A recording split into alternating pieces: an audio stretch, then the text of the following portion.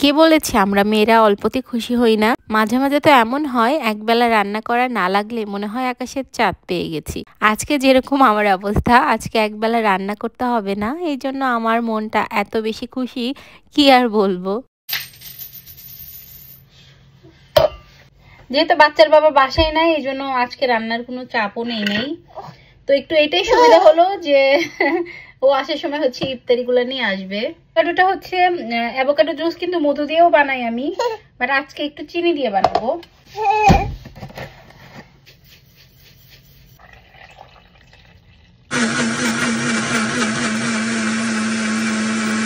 তো এই যে আমাদের হচ্ছে খাবার সব চলে এসেছে। খাবারগুলো হাজবেন্ডের একটা ফ্রেন্ড আমাদের হচ্ছে আজকে দিয়েছে। উনি হচ্ছে এখানকার শেখ মোহাম্মদ বিন জায়েদ আল নাহিয়ানের প্যালেজে হচ্ছে জব করে। তো ওনার তরফ থেকে হচ্ছে আমাদের আজকে ইফতারি হচ্ছে পাঠিয়েছে। তো সব মিলিয়ে আলহামদুলিল্লাহ আমার টেবিল হচ্ছে খাবার দিয়ে কিন্তু ভরে গেছে। যেহেতু আমরা ৩ জন মানুষ, আমাদের জন্য হচ্ছে বেশ এনাফ খাবার ছিল। আর এই যে আমার অ্যাভোকাডো জুস, সব মিলিয়ে আমরা এখন একসাথে বসে ইফতারি করব। আর এটা কিন্তু দেখেন হারিসটা হচ্ছে ভিলার হারিসটা খুব বেশি মজা হয়। হারিসটা কিন্তু সাধারণত গম দিয়ে বানানো হয়, গমের সাথে যে কোনো মাংস দেয়। আর এটা আরবিদের খুবই খুবই খুবই ফেমাস একটা ফুড।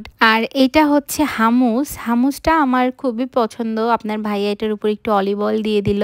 এটা স্পেশালি এক ধরনের কাবলি ছোলা দিয়ে বানানো হয়। ছোলাটা ভালোভাবে সেদ্ধ করে পিষে নেয়, তার মধ্যে অলিভ অয়েল দিয়ে আর কিছু হয়তো দেয়, আমি ওটা জানি না। ওটা দিয়ে যে কোনো ধরনের কাবাব বা ফ্রাই আইটেমগুলো খেতে খুব বেশি ভালো লাগে। তো খাওয়া দাওয়ার পর্ব কিন্তু শেষ। এটা কিন্তু সেহরির টাইম। সেহরিতে আমি ওই দিন করেছিলাম দই চিড়া, মিষ্টি দইটা যেটা বনফুলে পাওয়া যায়, আমাদের এখানে একটা বনফুল আছে, ওখান থেকে আনা হয়েছিল। ওইটা দিয়ে চিড়াটা করে রেখেছি, সাথে ফ্রুটস দিয়ে খেয়ে নিয়েছিলাম। আর এটা আমি কোনো একদিন হচ্ছে ইফতারে পাকিস্তানি স্টাইলে হালিম রান্না করেছিলাম, ওইটা আপনাদের সাথে জাস্ট একটু শেয়ার করছি। তা আমি ওই দিন ফার্স্ট টাইম শানের এই হালিমটা হচ্ছে ট্রাই করেছি, যেটা পাকিস্তানি স্টাইলের। তো ওইটা আমার কাছে আসলে খুব বেশি ভালো লেগেছিল, তাই ভাবলাম আপনাদের সাথে একটু শর্টকাটে রেসিপিটা শেয়ার করি। তা আমি যেভাবে করেছিলাম, হালিম মিক্সের প্যাকেটের যে মশলা, তার সাথে বাটা মশলা আর কিছু আস্ত মশলা দিয়ে মাংসটা প্রেশার কুকারে হচ্ছে একটু ভালো করে সেদ্ধ করে নিয়েছি। যেহেতু পাকিস্তানের স্টাইলের হালিমে মাংসের কিমা করে দিতে হয়, এই জন্য কিন্তু আমি প্রেশার কুকারে দিয়েছি। আর এখানে দেখতেই পাচ্ছেন ডালটাও কিন্তু আস্ত আছে, এটা আমি একটু আধা ঘন্টা ভিজিয়ে রেখে সেদ্ধ করে নিয়েছি। তারপরে বিটারের সাহায্যে দেখেন এইভাবে একটা পেস্ট তৈরি করে নিয়েছি। আর এখন গিয়ে আমি ওই মাংসের এই যে কিমাটার সাথে হালিমের ওই পেস্টটা হচ্ছে মিক্স করে নিয়েছি। মিক্স করে নেওয়ার পর এখানে আমি 4 কাপের মতো গরম পানি দিয়েছি। হালিমটা কিন্তু একটু হচ্ছে ঘন হয়, বেশি পানি অ্যাড করা যাবে না। হালিমটা ওইদিকে এক চুলায় কুক হয়ে যাচ্ছে, আমি হালিমের বাগার রেডি করছি। আর এটা কিন্তু খুব ইম্পর্টেন্ট হচ্ছে স্টেপ।